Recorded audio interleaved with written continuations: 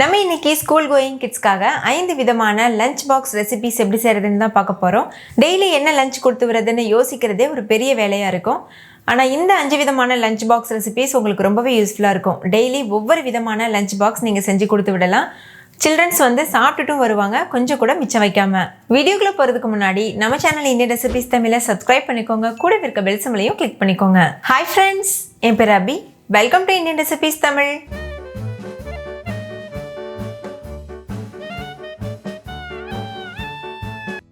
First நம்ம ஹெல்த்தியான beetroot carrot வச்சு ஒரு பராட்டா ரெசிபி எப்படி செய்கிறதுன்னு பார்க்கலாம். இது குழந்தைங்களுக்கு ரொம்பவே பிடிக்கும், டேஸ்ட் ரொம்ப சூப்பராக இருக்கும். இது பண்ணுறதுக்கு ஒரு மிக்சிங் பவுலில் 1 கப் அளவு கோதுமை மாவு எடுத்துக்கோங்க, தேவையான அளவு உப்பு, கொஞ்சமாக எண்ணெய் சேர்த்துக்கோங்க. நான் வந்து ஒரு டீஸ்பூன் அளவுக்கு தேங்காய் எண்ணெய் சேர்த்துருக்கேன். நீங்கள் எந்த குக்கிங் ஆயில் வேணாலும் சேர்த்துக்கலாம். எண்ணெய் சேர்த்ததுக்கப்புறமா நல்லா இது போல் மிக்ஸ் பண்ணிக்கோங்க. நல்லா மிக்ஸ் பண்ணதுக்கப்புறமா தேவையான அளவு தண்ணி சேர்த்து சப்பாத்தி மாவு பதத்துக்கு நல்லா இதை மிக்ஸ் பண்ணி வச்சுக்கோங்க. நல்ல சாஃப்டான மாவாக இருக்கணும், அப்போ தான் நல்லா வந்து பரோட்டா சாஃப்டாக வரும்.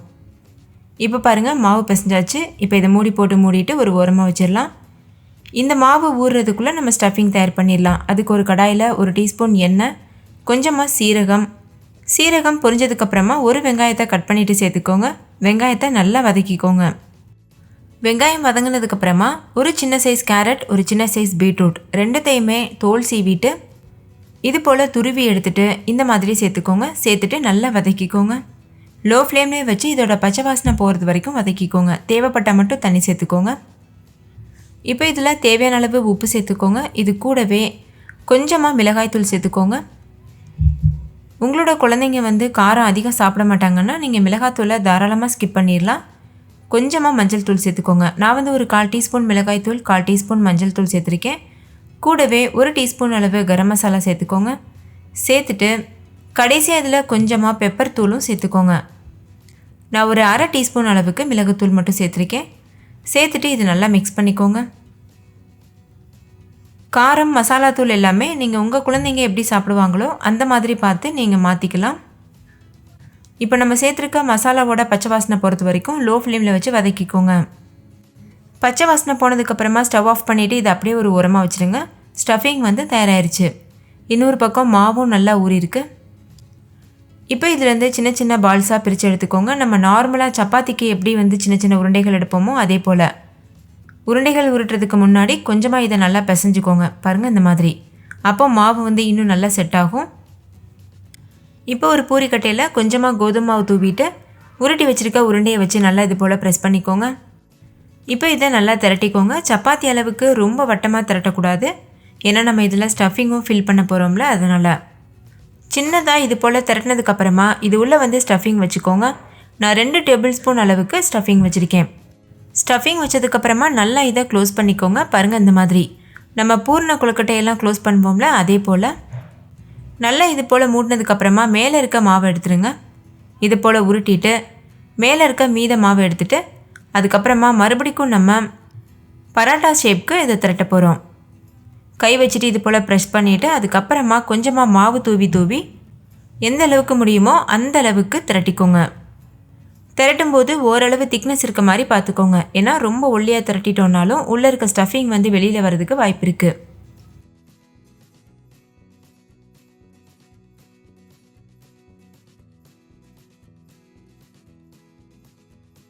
இதே போல் மீதம் இருக்க எல்லா மாவையும் திரட்டிட்டு இது போல் வச்சுக்கோங்க. நார்மல் நம்ம சப்பாத்தி திரட்டுவோம்ல, அதே மாதிரி தான் உள்ள ஸ்டஃபிங் வச்சு திரட்டும் போது கொஞ்சம் கேர்ஃபுல்லாக வந்து திரட்டணும். எல்லா மாவையும் திரட்டி வச்சதுக்கப்புறமா ஒரு டவா சூடுபடுத்திக்கோங்க. அதில் கொஞ்சமாக நெய் சேர்த்துக்கோங்க. நெய் இல்லைன்னா எண்ணெய் உங்கள் விருப்பத்திற்கு ஏற்ற மாதிரி நீங்கள் சேர்த்துக்கலாம். இப்போ இது மேலே நம்ம ஏற்கனவே திரட்டி வச்சுருக்க பரோட்டா சேர்த்துருங்க. சேர்த்துட்டு 2 பக்கம் திருப்பி விட்டு நல்லா வெந்ததுக்கப்புறமா வெளியில் எடுத்துருங்க. இதே போல் மீதி இருக்க எல்லா பரோட்டாஸும் நம்ம செஞ்சிடலாம். ஸ்டவ்வை வந்து மீடியம் ஃப்ளேமில், ஹை ஃப்ளேமில் மாற்றி வச்சு இது போல் பண்ணிக்கோங்க.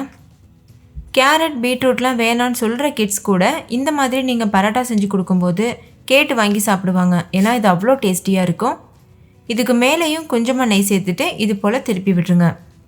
நல்லா இது போல் ப்ரெஸ் பண்ணி வேக வச்சுக்கணும். இப்போ இது நல்லா முழுமையாக வெந்துருச்சு. இதை நம்ம வெளியில் எடுத்துடலாம். நல்ல கலர்ஃபுல்லான பீட்ரூட் கேரட் பரோட்டா சூப்பராக தயாராகிருச்சு. இதே போல் மீதி இருக்க எல்லா பரோட்டாவும் செஞ்சுட்டு நம்ம வெளியில் எடுத்துடலாம். இப்போ இதை நம்ம லஞ்ச் பாக்ஸில் வச்சிடலாம். லஞ்ச் பாக்ஸில் வைக்கிறதுக்கு இது போல் கட் பண்ணிவிட்டு பீஸா போல் கட் பண்ணிக்கோங்க. இந்த மாதிரி கட் பண்ணி நம்ம சர்வ் பண்ணும்போது குழந்தைங்க சாப்பிட்றதுக்கு ரொம்ப ஈஸியாக இருக்கும். அவங்க எடுத்து சாப்பிடும்போது ரொம்ப ஈஸியாக இருக்கும்.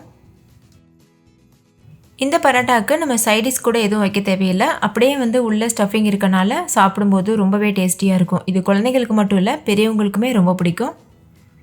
இப்போ இதை லஞ்ச் பாக்ஸில் நம்ம அரேஞ்ச் பண்ணிடலாம்.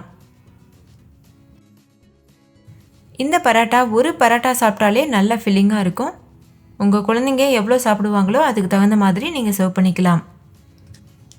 இப்போது ஸ்நாக்ஸுக்காக நான் கொஞ்சமாக கொய்யாப்பழம் கட் பண்ணி சேர்த்துருக்கேன். இது கூடவே ஒரு பாதி ஆப்பிள் கட் பண்ணி சேர்த்துருக்கேன். நல்லா இது போல் ஹெல்த்தியான ஸ்நாக்ஸ் நம்ம தரும்போது ஜங்க் ஃபுட்ஸ் எதுவும் கிட்ஸ் கேட்டு அடைம்பிடிக்க மாட்டாங்க. அதே மாதிரி அவங்க உடம்புக்குமே இது ரொம்ப நல்லது. அவ்வளோதான், டேஸ்டியான கேரட் பீட்ரூட் பரோட்டா சூப்பராக தயாராகிருச்சு. நம்மளோட ஃபர்ஸ்ட் லஞ்ச் பாக்ஸ் ரெசிபியும் தயாராகிருச்சு. இதை நம்ம இப்போ க்ளோஸ் பண்ணிவிட்டு சர்வ் பண்ணிடலாம். அடுத்து நம்ம பார்க்க போகிறது கிட்ஸுக்கெலாம் ரொம்ப ரொம்ப பிடிச்சமான உருளைக்கிழங்கு சாண்ட்விச் எப்படி பண்ணுறதுன்னு பார்க்கலாம். இந்த ரெசிபி பண்ணுறதுக்கு ஒரு மிக்சிங் பவுலில் 4 சின்ன சைஸ் உருளைக்கிழங்க வேக வச்சு தோல் உரித்து எடுத்து வச்சுருக்கேன். அதை இப்போ நல்லா கை வச்சு இது போல் மசிச்சுக்கலாம். கை வச்சு மசிக்க முடியலன்னா நீங்கள் பொட்டேட்டோ மேஷர் வச்சு கூட நல்லா இதை மசிச்சுக்கலாம். இப்போ பாருங்கள், இதை நல்லா மசிச்சு எடுத்தாச்சு. குக்கரில் நான் 4 விசில் வச்சு வேக வச்சுருந்தேன். அதனால் கை வச்சு மசிக்கும் போது ஈஸியாக இருந்துச்சு. இப்போ ஒரு கடாயில் 1 டீஸ்பூன் எண்ணெய் சேர்த்துட்டு 1 டீஸ்பூன் கடுகு சேர்த்துக்கோங்க. கடுகு நல்லா பொரிஞ்சதுக்கப்புறமா 1 டீஸ்பூன் அளவு சீரகம் சேர்த்துக்கோங்க. சீரகமும் நல்லா பொரியட்டும். சீரகம் பொரிஞ்சதும் இது கூட ஒரு மீடியம் சைஸ் அளவு வெங்காயத்தை பொடியாக அரைஞ்சிட்டு சேர்த்துக்கோங்க. சேர்த்துட்டு இது போல் நல்லா வதக்கிக்கோங்க. ஸ்டவ்வை லோ ஃப்ளேம்லேயே வச்சுக்கோங்க. வெங்காயம் ஓரளவு வதங்கினதுக்கப்புறமா ஒரு பச்சை மிளகாயை பொடியாக அரைஞ்சி சேர்த்துக்கோங்க. உங்களோட குழந்தைங்க பச்சை மிளகாய் சாப்பிட மாட்டாங்கன்னா நீங்கள் இந்த ஸ்டெப்பை ஸ்கிப் பண்ணிவிட்டு வெறும் வெங்காயம் மட்டும் சேர்த்து வதக்கி கூட பண்ணலாம். இப்போ இது கூட 4-5 பூண்டு பற்களை இது போல் கட் பண்ணிவிட்டு சேர்த்துக்கோங்க. உருளைக்கிழங்கு சேர்த்து பண்ணுற எல்லா ரெசிபீஸ்லையும் பூண்டு சேர்க்கும்போது உடம்புக்கு ரொம்ப நல்லது. இப்போ லோ ஃப்ளேம்லேயே வச்சுட்டு இதோட பச்சை வாசனை போகிறது வரைக்கும் நல்லா வதக்கிக்கோங்க. பச்சை வாசனை போனதுக்கப்புறமா இது கூட நம்ம ஏற்கனவே மசிச்சு வச்சுருந்த உருளைக்கிழங்கு, 1/4 டீஸ்பூன் மஞ்சள் தூள், 1 டீஸ்பூன் மிளகாத்தூள் இதெல்லாம் சேர்த்துக்கோங்க. கூடவே ஒரு 1/2 டீஸ்பூன் அளவு சீரகத்தூள், 1/2 டீஸ்பூன் அளவு மிளகுத்தூள் இது ரெண்டும் சேர்த்துக்கோங்க. சேர்த்துட்டு இது நல்லா வதக்கிக்கோங்க. ஸ்டவ்வை லோ ஃப்ளேம்லேயே வச்சுட்டு ஒரு 3 நிமிஷத்துக்கு நல்லா இது போல் மசிச்சு விட்டு மிக்ஸ் பண்ணிகிட்டே இருங்க. உருளைக்கிழங்கு வெங்காயம் எல்லாம் வெந்திருக்கு. ஆனால் மசாலா மட்டும் வேகாமல் இருக்கிறதுனால மசாலாவோட பச்சை வாசனை போகிறதுக்காக ஒரு 3 நிமிஷம் வேக வச்சா போதும். மசாலா பச்சை வாசனைலாம் போனதுக்கப்புறமா இது கூட கொஞ்சமாக கொத்தமல்லி இலை கட் பண்ணிவிட்டு சேர்த்துக்கோங்க. சேர்த்துட்டு நல்லா மிக்ஸ் பண்ணிவிட்டு ஸ்டவ் ஆஃப் பண்ணிவிட்டு இதை அப்படியே ஆற வச்சுக்கோங்க. நம்மளோட உருளைக்கிழங்கு ஸ்டஃபிங் தயாராகிருச்சு. இப்போ ஒரு 1/4 கப் அளவு டொமேட்டோ கெச்சப் எடுத்துக்கோங்க. கூடவே 2 பிரெட் ஸ்லைஸ் எடுத்துக்கோங்க. நான் ஒயிட் எடுத்திருக்கேன். நீங்கள் வேணும்னா ப்ரௌன் பிரெட் கூட எடுத்துக்கிடலாம். அது இன்னுமே நல்ல ஹெல்த்தியான ஆப்ஷனாக இருக்கும். இப்போ ஒரு பிரெட்டில் ஒரு ஓரத்தில் மட்டும் கொஞ்சமாக டொமேட்டோ கெச்சப் அப்ளை பண்ணிக்கோங்க. ஒரு 1-2 டீஸ்பூன் மட்டும் அப்ளை பண்ணால் போதும், இல்லைனா ரொம்ப சாகி ஆயிரும். டொமேட்டோ கெச்சப் அப்ளை பண்ணதுக்கப்புறமா இது மேலே ஸ்டஃபிங் வச்சுக்கோங்க. ஒரு 2-3 டேபிள் ஸ்பூன் மட்டும் ஸ்டஃபிங் வச்சுட்டு இது போல் நல்லா தடவிக்கோங்க. இப்போ இன்னொரு பிரெட் இருக்குல்ல, அதுலேயும் ஒரு சைடு மட்டும் டொமேட்டோ கெச்சப் அப்ளை பண்ணிவிட்டு அதுக்கப்புறமா இதை நம்ம க்ளோஸ் பண்ணிடணும். கவர் பண்ணதுக்கப்புறமா இது போல் நல்லா ப்ரெஸ் பண்ணிக்கோங்க. இப்போ இதை நம்ம டோஸ்ட் பண்ணி எடுத்துடலாம். அதுக்கு ஒரு டவா சூடுபடுத்திக்கோங்க. அதில் 1 டீஸ்பூன் அளவு பட்டர் சேர்த்துக்கோங்க.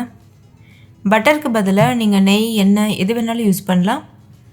ஆனால் கிட்ஸுக்கு கொடுக்கும்போது பட்டர் இல்லைனா நெய் யூஸ் பண்ணுறது ரொம்பவே நல்லது. பட்டர் உருகினதும் இது மேலே நம்ம செஞ்சு வச்சுருக்க ப்ரெட் வச்சுருங்க. நல்லா ப்ரெஸ் பண்ணிவிட்டு 2 பக்கம் திருப்பி விட்டு ப்ரெட்டு நல்ல ஒரு கலர் சேஞ்ச் ஆனதுக்கப்புறமா நம்ம வெளியில் எடுத்துடலாம்.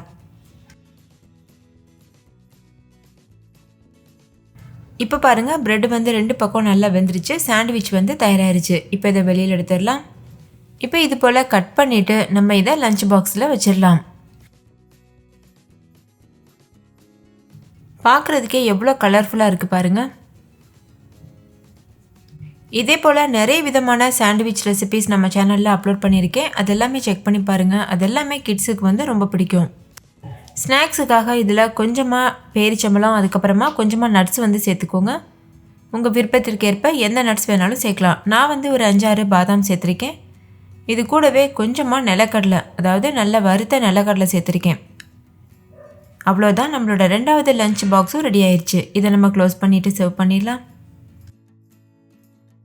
அடுத்து நம்ம குழந்தைங்களுக்கு ரொம்ப பிடிச்ச ரொம்ப ஆரோக்கியமான கோதுமை மாவு பணியாரம் எப்படி செய்கிறதுன்னு பார்க்க போகிறோம். அதுக்கு ஒரு மிக்சிங் பவுலில் 1 கப் அளவு கோதுமை மாவு சேர்த்துக்கோங்க. இது கூடவே 1/2 கப் அளவு நாட்டு சக்கரை சேர்த்துக்கோங்க. நாட்டு சக்கரைக்கு பதிலாக நீங்கள் வெல்லம் அதுக்கப்புறம் சக்கரை கூட சேர்க்கலாம். இப்போ இதில் தேவையான அளவு தண்ணி சேர்த்து கொஞ்சம் கூட கட்டிப்படாமல் கலந்துக்கோங்க. நீங்கள் யூஸ் பண்ணுற வெல்லத்தில் மண் இருந்ததுன்னா நீங்கள் அதை பாகு காய்ச்சி வடிகட்டி கூட யூஸ் பண்ணலாம். இப்போ பாருங்கள், இது கொஞ்சம் கூட கட்டி இல்லாமல் நல்ல ஒரு பணியார மாவு பதத்துக்கு நல்லா மிக்ஸ் பண்ணி எடுத்தாச்சு. இதில் இன்னும் கொஞ்சம் சுவையை எக்ஸ்ட்ராவாக கூட்டுறதுக்காக நீங்கள் துருவின தேங்காய் இல்லைனா கட் பண்ணின தேங்காய் கூட சேர்த்துட்டு நல்லா கலந்து சுட்டெடுக்கலாம். நல்லா கலந்ததுக்கப்புறமா இது ஒரு 30 நிமிஷத்துக்கு அப்படியே ஊற வச்சுக்கோங்க. அதுக்கப்புறமா நம்ம பணியார சட்டியில் பணியாரம் போல் பொரிச்சு எடுத்துடலாம். இப்போ வந்து பணியாரம் பேன் சூடுபடுத்திட்டு அதில் கொஞ்சமாக நெய் சேர்த்துக்கோங்க. நெய் நல்லா உருகினதுக்கப்புறமா ஸ்டவ்வை லோ ஃப்ளேமில் வச்சுட்டு இதில் நம்ம செஞ்சு வச்சுருக்க மாவுலேருந்து பணியாரங்கள் சேர்த்துடலாம். இப்போ மூடி போட்டு மூடிட்டு ஒரு சைடு நல்லா வேகட்டும், அது வரைக்கும் வெயிட் பண்ணிக்கோங்க. ஸ்டவ்வை லோ ஃப்ளேம்லேயே வச்சுக்கோங்க. ஒரு சைடு நல்லா வெந்ததுக்கப்புறமா திருப்பி விட்டு இன்னொரு பக்கம் வேக வச்சுக்கோங்க. பணியாரம் ரொம்ப ஹார்டாக வர மாதிரி இருந்ததுன்னா இன்னும் கொஞ்சம் நேரம் ஊற வச்சுட்டு அதுக்கப்புறமா நீங்கள் சுட்டெடுக்கலாம். அப்படி இல்லைன்னா பேக்கிங் சோடா ஒரு பிஞ்ச் அளவு சேர்த்து மாவில் கலந்துட்டு அதுக்கப்புறமா கூட நீங்கள் சுட்டெடுக்கலாம். அப்போவும் பணியாரம் நல்லா சாஃப்டாக வரும். இப்போ 2வது சைடும் திருப்பி விட்டுட்டு மூடி போட்டு மூடிட்டு நல்லா வெந்ததுக்கப்புறமா பணியாரத்தை நீங்கள் வெளியில் எடுத்துடலாம். இப்போ வந்து பணியாரம் நல்லா தயாராகிருச்சு. நம்ம இதை வெளியில் எடுத்து சர்வ் பண்ணிடலாம். இதை நீங்கள் பிரேக்ஃபாஸ்ட்டுக்கு மட்டும் இல்லை, ஸ்நாக்ஸாக கூட சாப்பிட்லாம். இப்போ பணியாரங்கள் சூப்பராக தயாராகிருச்சு. இதை நம்ம டிஃபன் பாக்ஸில் வச்சிடலாம். ஸ்நாக்ஸுக்காக ஏதாவது ஃப்ரூட்ஸ் வந்து சர்வ் பண்ணலாம். நல்லா ஹெல்த்தியாக இருக்கும். நான் வந்து மாதுளம்பழம் தான் இன்றைக்கி சர்வ் பண்ண போகிறேன். நீங்கள் உங்கள் குழந்தைக்கு பிடிச்ச எந்த ஃப்ரூட் வேணாலும் சர்வ் பண்ணலாம். இப்போ கவர் பண்ணிவிட்டு நம்ம கொடுத்து விட்டுடலாம். அவ்வளோதான், டேஸ்டியான கோதுமை பணியாரம் சூப்பராக தயாராகிருச்சு. அடுத்த லஞ்ச் பாக்ஸ் ரெசிபி எப்படி செய்கிறதுன்னு பார்க்கலாம். அதுக்கு வந்து நம்ம இன்றைக்கி லெமன் சாதம் ப்ரிப்பேர் பண்ண போகிறோம். அதுக்கு ஒரு கடாய் சூடுபடுத்திட்டு 1 டேபிள் ஸ்பூன் எண்ணெய் சேர்த்துக்கோங்க. நான் நல்லெண்ணெய் சேர்த்துருக்கேன். நல்லெண்ணெயில் செய்யும் போது உடம்புக்கும் நல்லது, டேஸ்ட்டும் ரொம்ப சூப்பராக இருக்கும். எண்ணெய் நல்லா சூடானதுக்கப்புறமா ஒரு கைப்பிடி அளவு நிலக்கடலை சேர்த்து நல்லா வறுத்துக்கோங்க.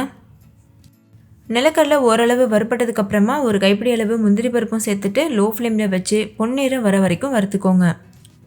இது ரெண்டுமே நல்லா வறுப்பட்டதுக்கப்புறமா இது கூட 1 டீஸ்பூன் அளவு கடுகு சேர்த்துக்கோங்க. கடுகு நல்லா பொரியட்டும். கடுகு பொரிஞ்சதும் கொஞ்சமாக உளுத்தம்பருப்பு சேர்த்துக்கோங்க. கடுகு உளுத்தம்பருப்பு இது ரெண்டும் நல்லா பொரிஞ்சிருச்சு. இந்த ஸ்டேஜில் 1 டீஸ்பூன் அளவுக்கு கடலைப்பருப்பு சேர்த்துக்கோங்க. ஸ்டவ்வை லோ ஃப்ளேமில் வச்சுட்டு இதையும் நல்லா வறுத்துக்கோங்க. இப்போ இது கூட ஒரு கொத்து கருவேப்பிலை, 1 வரமிளகாயை கட் பண்ணி சேர்த்துக்கோங்க. கொஞ்சமாக பெருங்காயத்தூள், ஒரு 1/4 டீஸ்பூன் அளவு மஞ்சள் தூள் இதெல்லாம் சேர்த்து லோ ஃப்ளேமில் வச்சு வறுத்துக்கோங்க. இப்போ ஸ்டவ் ஆஃப் பண்ணிவிட்டு ஒரு அரை எலுமிச்சம்பழத்தை இது போல் பிழிஞ்சு விட்டுக்கோங்க. இப்போ இது கூட வடித்த சாதம் 2 கப் அளவு சேர்த்துக்கோங்க. சேர்த்துட்டு இது நல்லா கலந்துக்கோங்க. நீங்கள் சாதத்தில் உப்பு சேர்த்து வடிச்சிட்டிங்கன்னா இந்த ஸ்டேஜில் உப்பு சேர்க்க தேவையில்லை. அப்படி இல்லைன்னா கொஞ்சமாக உப்பு சேர்த்து நல்லா கலந்துட்டு சர்வ் பண்ணலாம். இப்போ ஸ்நாக்ஸுக்காக ஹெல்தியான கேரட் வந்து நான் சேர்த்துருக்கேன். ஒரு சின்ன சைஸ் கேரட்டை தோல் சீவிட்டு சின்ன சின்னதாக கட் பண்ணி வச்சுட்டு அதுக்கப்புறமா ஒரு பாதி பனானா, நீங்கள் உங்களுக்கு விருப்பமான எந்த பழம் வேணாலும் சேர்த்துக்கிறலாம். இப்போ இதை நம்ம க்ளோஸ் பண்ணி சர்வ் பண்ணிடலாம். டேஸ்டியான ரொம்ப ஹெல்த்தியான லெமன் சாதம் தயாராகிருச்சு. அடுத்து நம்ம குழந்தைங்களுக்கு ரொம்ப பிடிச்ச ஹெல்த்தியான வெஜிடபிள் ஃப்ரைட் ரைஸ் எப்படி செய்கிறதுன்னு பார்க்க போகிறோம். அதுக்கு ஒரு கடாயில் 1 டீஸ்பூன் எண்ணெய் சேர்த்துக்கோங்க. எண்ணெய் சூடானதும் கொஞ்சமாக சீரகம் சேர்த்து பொரிய வச்சுக்கோங்க. சீரகம் பொரிஞ்சதும் ஒரு சின்ன பச்சை மிளகாயை கீறிட்டு சேர்த்துக்கோங்க. இது கூடவே 4-5 பல் பூண்டு கட் பண்ணி சேர்த்துக்கோங்க. ஒரு சின்ன சைஸ் வெங்காயத்தையும் இது போல் கட் பண்ணிவிட்டு சேர்த்துக்கோங்க. லோ ஃப்ளேமில் வச்சு நல்லா வதக்கிக்கோங்க. இது கூடவே இப்போ கட் பண்ணி வச்சுருக்க வெஜிடபிள்ஸ் சேர்த்துடலாம். நான் வந்து ஒரு பாதி குடமிளகாயை கட் பண்ணி சேர்த்துருக்கேன், பாதி கேரட் கட் பண்ணி சேர்த்துருக்கேன், 2-3 பீன்ஸும் கட் பண்ணி சேர்த்துருக்கேன். இது கூடவே தேவையான அளவு உப்பு, 1 டீஸ்பூன் சர்க்கரையும் சேர்த்து நல்லா மிக்ஸ் பண்ணிக்கோங்க. சர்க்கரை சேர்த்துருக்கிறதுனால இந்த வெஜிடபிள்ஸோட கலர் வந்து மாறாமல் இருக்கும், டேஸ்ட்டும் ரொம்ப சூப்பராக இருக்கும். இது கூட 1 டீஸ்பூன் நெய்யும் சேர்த்து நல்லா கலந்துக்கோங்க. காய்கறிகள்லாம் நல்லா வேகிறது வரைக்கும் வெயிட் பண்ணிக்கோங்க. இப்போ இது கூட கொஞ்சமாக மிக்ஸ்டு ஹெர்ப்ஸ் வந்து சேர்த்துக்கோங்க. இது சேர்க்கும்போது நல்ல டேஸ்டியாகவும் ஃப்ளேவர்ஃபுல்லாகவும் இருக்கும். இதில் நம்ம குழந்தைங்களுக்கு செய்கிறதுனால எந்த விதமான சாஸஸ் வினிகர்லாம் சேர்க்க போகிறதில்ல. இது இப்படியே நம்ம ஹெல்த்தியாக தான் ப்ரிப்பேர் பண்ண போகிறோம். இப்போ கொஞ்சமாக கொத்தமல்லி இலையும் சேர்த்துட்டு கடைசியாக வேக வச்சு வடித்து வச்சுருக்க சாதத்தை சேர்த்துக்கோங்க. சேர்த்துட்டு நல்லா இதை மிக்ஸ் பண்ணிக்கோங்க. ஹை ஃப்ளேமில் வச்சு ஒரு 2 நிமிஷத்துக்கு மிக்ஸ் பண்ணிக்கோங்க. அவ்வளோதான், ஹெல்த்தியான டேஸ்டியான வெஜிடபிள் ஃப்ரைட் ரைஸ் ரொம்பவே சூப்பராக தயாராகிருச்சு. இப்போ நம்ம இதை டிஃபன் பாக்ஸில் சர்வ் பண்ணிடலாம். இது போல் கலர்ஃபுல்லான ரைஸ் வந்து சர்வ் பண்ணும்போது குழந்தைங்க ரொம்ப விருப்பப்பட்டு சாப்பிடுவாங்க. திரும்ப வந்து கொண்டு வர மாட்டாங்க வீட்டுக்கு சாப்பாடை, எல்லாத்தையும் காலி பண்ணிட்டு வந்துடுவாங்க. இப்போ ஸ்நாக்ஸுக்காக கொஞ்சமாக கீயில் ரோஸ்ட் பண்ண மக்கானா வச்சுருக்கேன். இது கூடவே ஒரு எள்ளுருண்டையும் வச்சுருக்கேன். எள்ளுருண்டை நம்ம சேனலில் அப்லோட் பண்ணியிருக்கேன், அதை செக் பண்ணி பாருங்கள், யூஸ்ஃபுல்லாக இருக்கும். ஓகே ஃப்ரெண்ட்ஸ், இந்த லஞ்ச் பாக்ஸ் ரெசிபிஸ் உங்கள் எல்லாருக்கும் ரொம்ப பிடிச்சிருந்தா லைக் பண்ணுங்கள், உங்கள் ஃப்ரெண்ட்ஸ் கூடயும் ஷேர் பண்ணுங்கள். நீங்களும் வீட்டில் செஞ்சு பார்த்துட்டு கமெண்ட்டில் சொல்லுங்கள். தேங்க்யூ, பாய்.